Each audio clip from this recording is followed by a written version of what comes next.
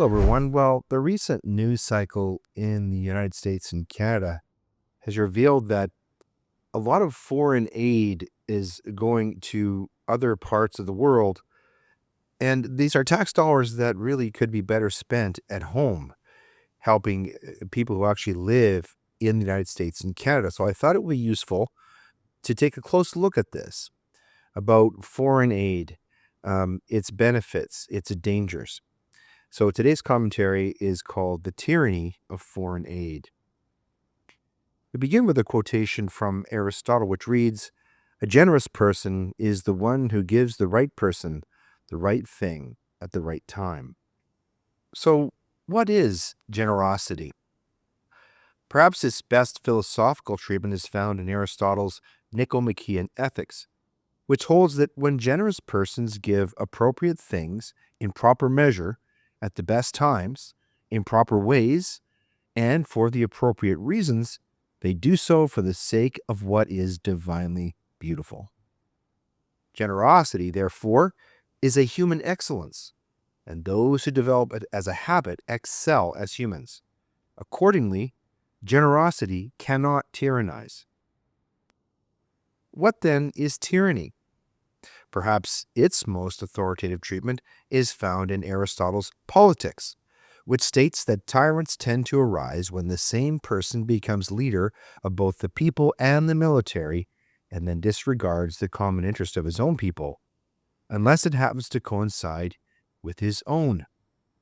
Aristotle asserts that of all forms of government, tyranny is the most dangerous to its subjects, since tyrants make it their purpose to accumulate wealth and to undermine the excellence of others, all of whom they see as rivals. A tyrant is thus incapable of generosity. But it is not always easy or appropriate to be generous. Every decision we make influences the choices and life circumstances of others. When we engage in political activism, we seek to sway public opinion. Organizations for which we volunteer do not always meet our best expectations. Even our purchasing decisions exert influence over the employment opportunities of others. Each choice entails its own set of risks. We are, as Aristotle declared, social and political creatures, bound together in a complex socio-political tapestry, rendering us responsible to and for each other, meaning that we are always implicitly shaping one another's lives. So given a choice between a world in which potential donors are paralyzed by fear that their well-intentioned gifts will undermine democracy, and one where donors, mindful of the responsibility they bear, still extend a helping hand, sensible people will choose the latter option.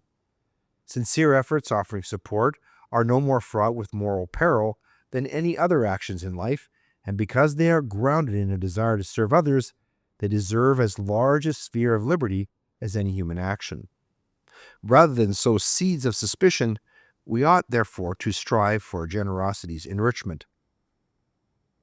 Aristotle thought so highly of generosity that he regarded it as one of the principal arguments for the existence of private property. If people have nothing to call their own, then they can have nothing to choose to share with others. Yet we have so much more than property.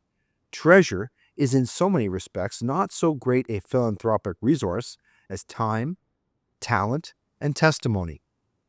As Thomas Aquinas put it, none are so poor as to lack the means to be generous.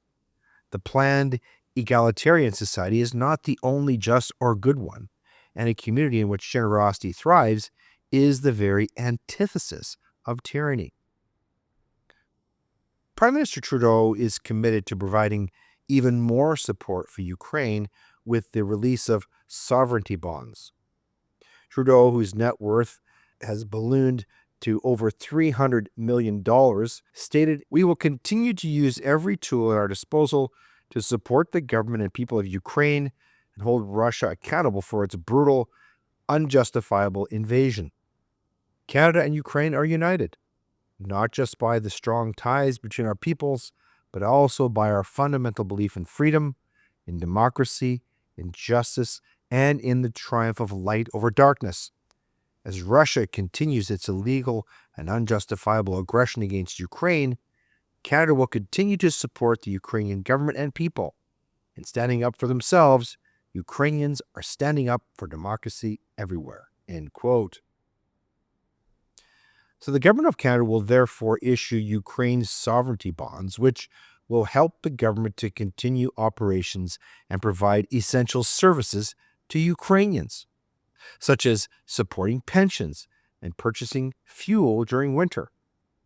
This new financial commitment is in addition to the $2 billion in assistance that Canadians have already extended to Ukraine, on top of an additional $1.5 billion in military aid and $320 million committed to humanitarian response efforts.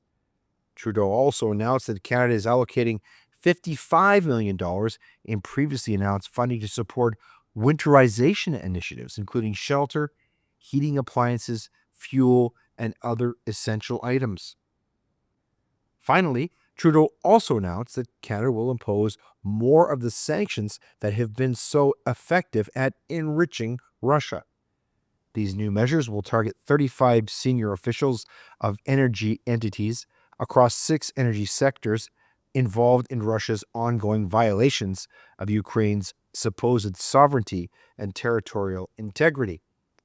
Since February of 2023, Canada has committed more than $600 million in military assistance to Ukraine, including 39 armored combat support vehicles that are now in Europe.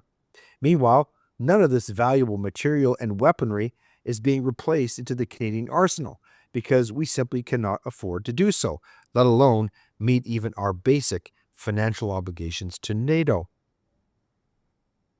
But what about Canadian families? Canadian families face the reality of a winter every bit as cold as the one in Ukraine.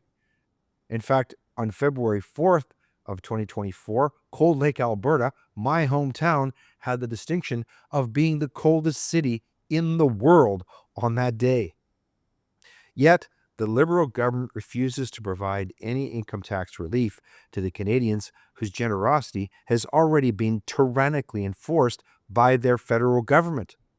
The Liberals have caused historic inflation and rising interest rates due to their complete mismanagement of the COVID-19 pandemic and other inept domestic economic policies, the effects of which are being borne by Canadian workers and their families. The Trudeau government and its NDP sycophants voted down a Conservative proposal to provide income tax relief to Canadians. The Trudeau government further plans to double and triple and quadruple carbon taxes on Canadians this winter, many of whom are struggling just to keep the lights on, buy groceries, and heat their homes. There are no winterization initiatives being offered to Canadians for shelter, heating, fuel, or other essential items. The Trudeau government is instead increasing all of these costs for us. As for freedom, they are about to pass a bill that will essentially make it illegal for us to even complain about all of this in the public square that is social media and the internet. To add insult to all of this injury, the Liberal government has been singularly responsible for the dismissal of tens of thousands of Canadian workers who simply refused to participate in an experimental drug trial. Many thousands more private sector workers also lost their jobs because their employers followed the Trudeau government's example. Most employees put out of work by vaccine mandates are still looking for new jobs and remain disqualified from eligibility for employment insurance because they now comprise a subclass of human beings known as the unvaccinated. What about their entitlement to freedom, democracy, and justice? Their leader is oblivious to the needs of Canadians suffering under the oppressive yoke of a tax and spend government that collects and surrenders the public purse to virtue signaling globalist causes through the World Monetary Fund. So now, after Canadians have shouldered a huge financial burden to pay for a war that is not theirs, to provide support that will never be reciprocated, we are expected to give even more? To buy government bonds with after-tax dollars which for most Canadians represent less than half of our gross incomes, to determine whether this is generosity or tyranny, we need only apply Aristotle's definition by asking the following questions. Is our government generous? Well, not to Canadians. Is the gift appropriate? Clearly not. We cannot afford it. Not at all. Is the gift in proper measure? No, it is excessive. It asks far too much of us. Is it the best time for this? Absolutely not. Is the gift for the right reasons? No. This only supports Trudeau's globalist agenda. Nor is there any reason to suspect that providing more money to Ukraine will do anything but extend the war and make it more expensive. Russia has demonstrated its resolve and even threatened use of nuclear power against the West to both defend itself and to secure victory. Largesse to Ukraine thus threatens global extinction via nuclear Armageddon. It has also been clearly shown that all so-called sanctions against Russia have simply enriched that nation, especially Mr. Putin. They are sitting on massive oil reserves right now, even as President Trump threatens 25% tariffs on all Canadian exports to the U.S. and plans to ramp up domestic oil production there, saying, "Drill, baby, drill." The best foreign aid that Canada could possibly provide to Europe and other parts of the world is to make Canadian petroleum and natural gas products available to them, to places like Germany, Ukraine, the UK, and Japan, and other nations dependent upon Russian energy. That would be generous. However, the Trudeau government has decreed that such action is environmentally immoral and has therefore demonstrated quite clearly that even as it virtue signals generosity, it gives away public money and military support without our consent and against our own interests.